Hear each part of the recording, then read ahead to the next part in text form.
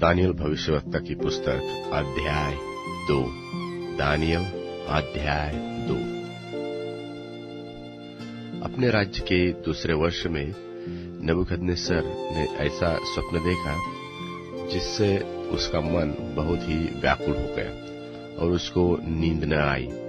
तब राजा ने आज्ञा दी कि ज्योतिषी, तंत्री, टोने और कसदी बुलाए जाए कि वे राजा को उसका स्वप्न बताएं। सो वे आए और राजा के सामने हाजिर हुए।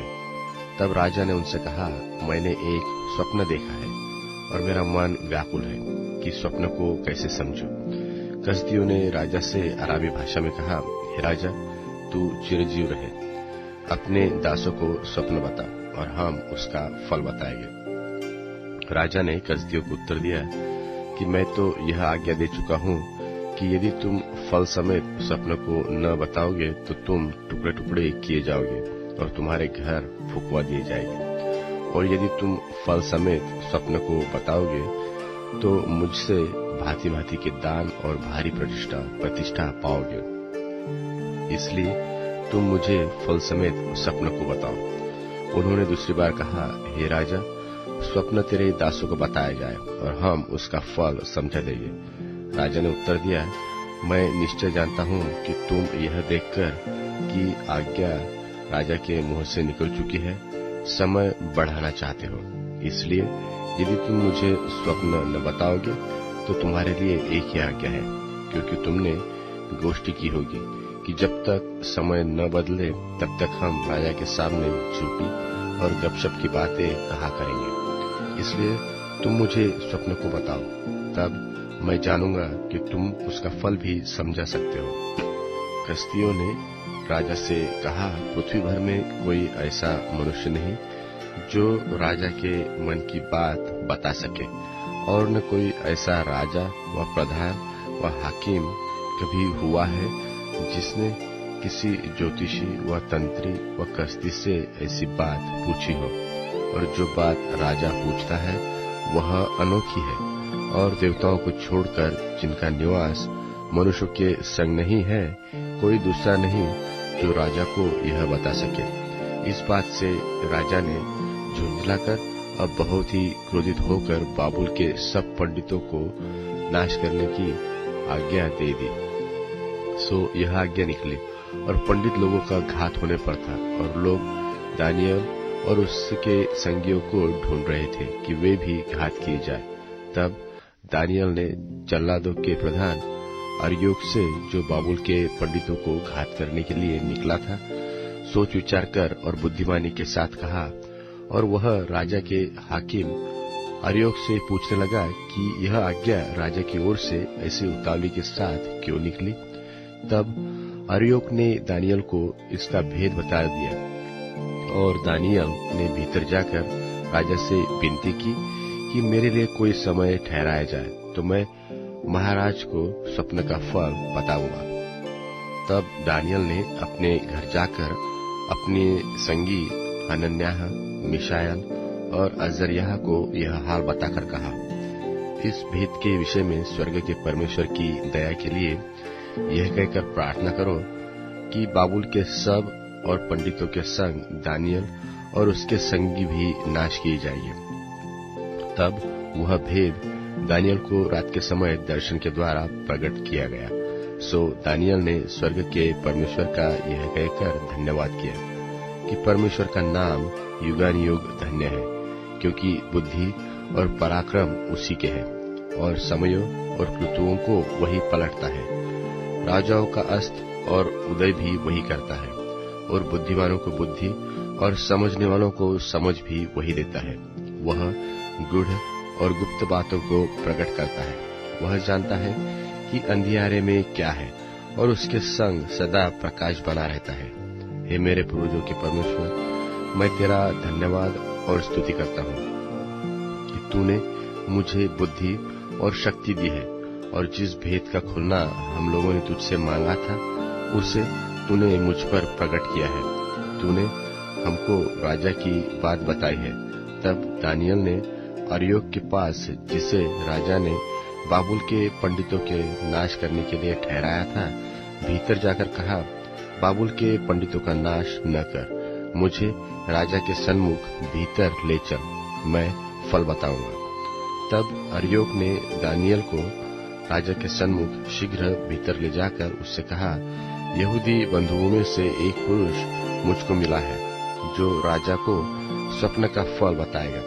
राजा ने दानियल से, जिसका नाम बेलशस्सर भी था, पूछा, क्या तुझमें इतनी शक्ति है कि जो स्वप्न मैंने देखा है उसे फल समेत मुझे बताए? दानियल ने राजा को उत्तर दिया, जो भेद राजा पूछता है वह न तो पंडित राजा को बता सकते हैं, न तंत्री, न ज्योतिषी, न दूसरे भावी बताने वाले बता सकते हैं, परंतु भेदों का प्रकट करता स्वर्ग में परमेश्वर है। और उसी ने नबूकदनेस्सर राजा को जताया है कि अंत के दिनों में क्या होने वाला है। तेरा स्वप्न और जो कुछ तूने पलंग पर पड़े हुए देखा वह यह है। हे राजा, जब तुझको पलंग पर यह विचार हुआ कि भविष्य में क्या क्या होने वाला है, तब भेदों को खोलने वाले ने तुझको बताया कि क्या होने वाला है। मुझ पर तो यह भेद कुछ इस कारण नहीं खोला गया कि मैं सब और प्राणियों से अधिक बुद्धिमान हूँ, केवल इसी कारण खोला गया है कि स्वप्न का फल राजा को बताया जाए और तू अपने मन के विचार समझ सके। हे राजा, जब तू देख रहा था तब एक बड़ी मूर्ति देख पड़ी, और वह मूर्ति जो तेरे सामने खड़ी थी सो लंबी चौड़ी थी, और उसकी चमक अनुपम थी, और उसका रूप भयंकर था। उस मूर्ति का सिर तो चोखे सोने का था, उसकी छाती और भुजाएं चांदी की, उसका पेट और जांघें पीतल की, उसकी टांगे लोहे की, और उसके पांव कुछ तो लोहे के और कुछ मिट्टी के थे। फिर देखते देखते तूने क्या देखा कि एक पत्थर ने किसी ने बिना खोदे आप ही आप उखड़कर उस मूर्ति के पांव पर जो लोहे और मिट्टी के थे लगकर उनको चूर चूर कर डाला। तब लोहा, मिट्टी, पीतल, चांदी और सोना भी सब चूर चूर हो गया, और धूपकाल में खलिहानों के भूसे की नाई हवा से ऐसे उड़ गया कि उसका कहीं पता न रहा। और वह पत्थर जो मूर्ति पर लगा था वह बड़ा पहाड़ बनकर सारी पृथ्वी में फैल गया। स्वप्न तो यूं ही हुआ, और अब उसका फल हम राजा को समझा देते हैं। हे राजा, तू महाराजाधिकारी है, क्योंकि स्वर्ग के परमेश्वर ने तुझको राज्य, सामर्थ्य, शक्ति और महिमा दी है, और जहाँ कहीं मनुष्य पाए जाते हैं वहाँ उसने उनको सबों को और मैदान के जीव जंतु और आकाश के पक्षी भी तेरे वश में कर दिए हैं, और तुझको उन सबका अधिकारी ठहराया है। यह सोने का सिर तू ही है, और तेरे बाद एक राज्य और उदय होगा जो तुझसे छोटा होगा। फिर भी एक और तीसरा पीतल का सा राज्य होगा जिसमें सारी पृथ्वी आ जाएगी, और चौथा राज्य लोहे के तुल्य मजबूत होगा। लोहे से तो सब वस्तुएं चूर चूर हो जाती है और पीस जाती है, इसलिए जिस भांति लोहे से वे सब कुछ कुचल जाती है, उसी भांति उस चौथे राजा से सब कुछ चूर चूर होकर पीस जाएगा।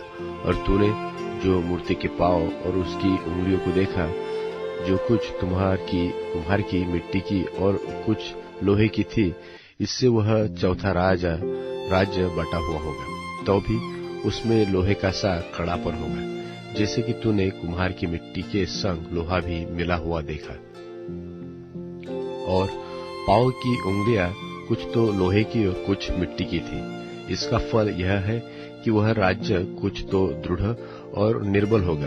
और तूने जो लोहे को कुम्हार की मिट्टी के संग मिला हुआ देखा, इसका फल यह है कि उस राज्य के लोग नीच मनुष्यों से मिले जुले तो रहेंगे, परंतु जैसे लोहा मिट्टी के साथ मेल नहीं खाता, वैसे ही वे दोनों भी एक बने रहेंगे। और उन राजाओं के दिनों में स्वर्ग का परमेश्वर एक ऐसा राज्य उदय करेगा जो अनंत काल तक न टूटेगा और न किसी दूसरी जाति के हाथ में किया जाएगा, वरन वह उन सब राज्यों को चूर चूर करेगा और उनका अंत कर डालेगा, और वह आप स्थिर रहेगा।